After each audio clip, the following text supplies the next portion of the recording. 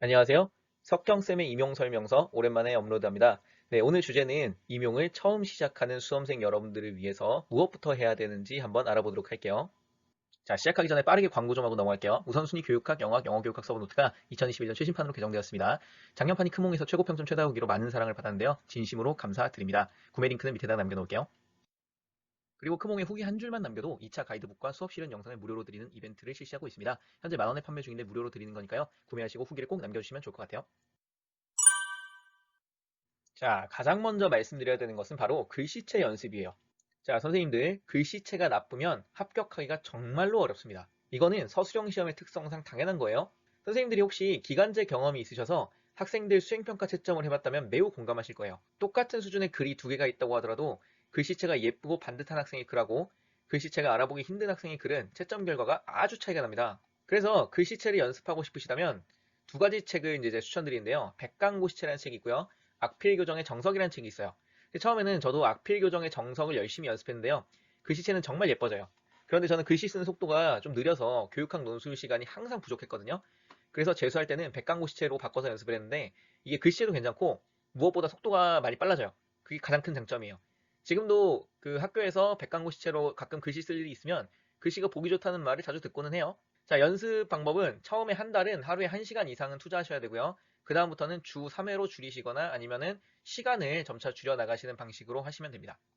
제가 자주 언급하는 최규호 변호사님의 불합격을 피하는 법에 보면 이런 말이 나와요. 글씨체는 50등을 60등으로 만드는 게 아니라 50등을 500등, 5000등으로 만들어버리는 것이다. 여러분은 글씨의 무서움을 알아야 한다. 정말 새겨둘 말이라고 생각해요. 자신한테 맞는 펜을 찾는 것도 중요합니다. 선생님들 혹시 행시나 사시 수기를 보셨나요? 거기에는 거의 항상 무슨 펜을 썼는지 얘기가 나옵니다. 그런데 임용수기에는 이상하게 찾아보기가 힘들어요. 그래서 선생님들이 인터넷을 한번 검색해 보시면 추천하는 펜들이 많이 나오기 때문에 한 30자루 정도 한꺼번에 사세요. 그리고 테스트를 해보세요. 그러면은 약 3만 원 정도 들이셔야 되는데 그럴 만한 가치가 충분히 있습니다.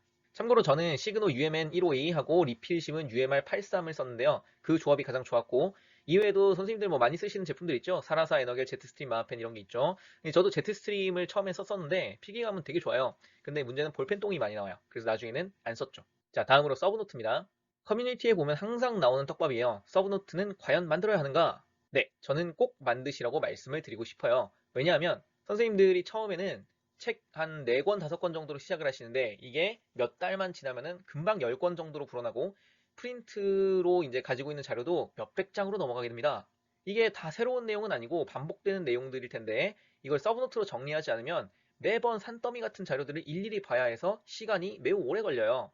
그래서 시간을 단축하시려면 서브노트를 만드셔야 되고요. 하지만 시작하자마자 바로 서브노트를 만들면 효율이 나쁘니까 지난 영상에서 소개해드린 문제표시 공부법을 쓰시기 바랍니다. 그걸 안 쓰시고 서브노트를 만드시면 조금 의미가 없어요.